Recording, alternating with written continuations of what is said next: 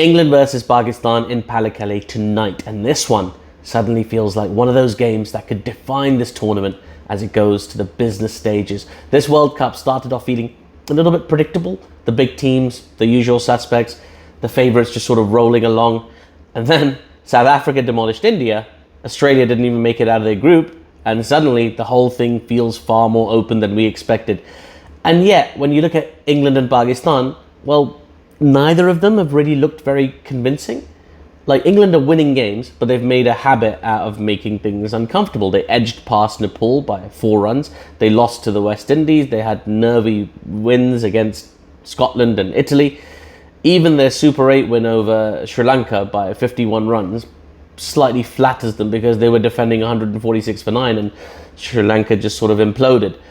That game owed a lot to Sri Lanka's batting performance rather than England's bowling producing something unplayable. So, not convincing. And Pakistan's journey has been bumpy as well. They were given a proper scare at the first game of the tournament against the Netherlands. They beat USA and Namibia comfortably, but then they were comprehensively beaten by India in Colombo. And then their first Super 8 match against New Zealand was washed out. So, all that means is this game now carries serious jeopardy for Pakistan. Lose here and qualification becomes very complicated. There are some really interesting individual stories going into this match. Jos Buttler, he's under pressure, 60 runs in 5 innings in this World Cup.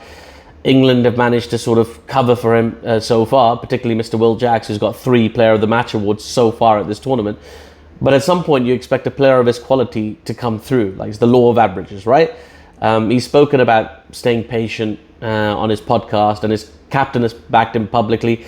This feels like one of those matches where Jos Buttler could turn up, and if he does, he can create problems for Pakistan. On the Pakistan side, Sahibzada Farhan has been quietly one of the players of the tournament so far. He's the leading run scorer of this World Cup.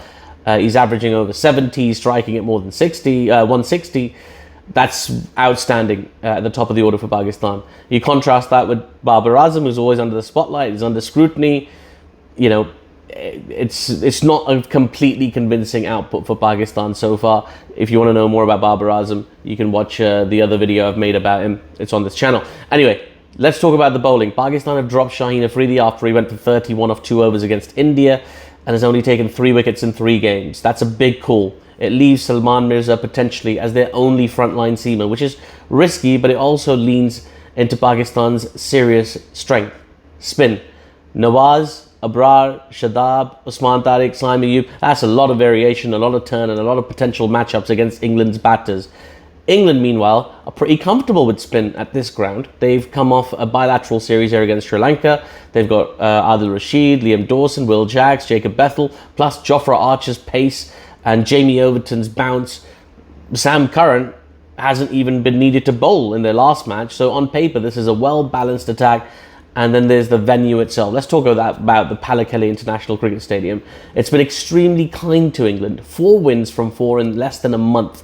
It's as close as England can get to a home ground in a World Cup.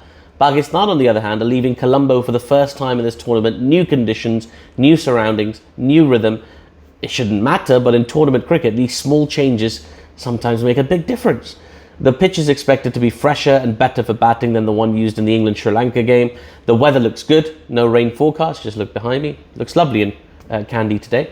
So this should be a fair contest rather than one shaped by conditions. Now, historically, England have had Pakistan's number in T20 World Cups. They've won all 3 of the previous meetings between the two sides in the history of this tournament. They've also won their last 5 T20 internationals against Pakistan overall. So if you're looking at this purely through trends, England are heavy favourites.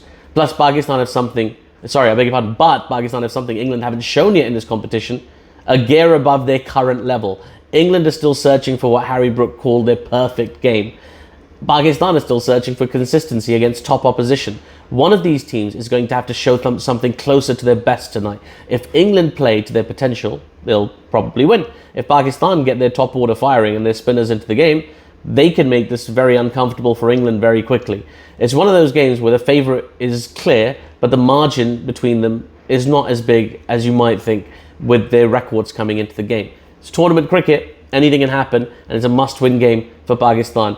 If England win, they've got 1 foot and 4 toes in the semi-final. If Pakistan win, they're back in contention as well.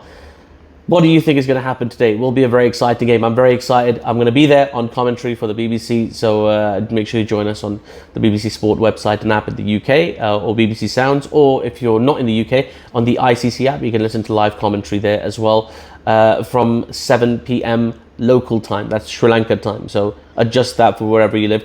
In the UK, that would be 1:30 p.m. So anyway, hopefully it'll be a cracking game. Who would you like to see win? Who do you think will win? And who's going to get all the runs and wickets? Let me know in the comments below. Remember to leave this video a like, and please do subscribe to my channel if you haven't done already. Check out some of my other videos if you get a chance, and I'll see you soon.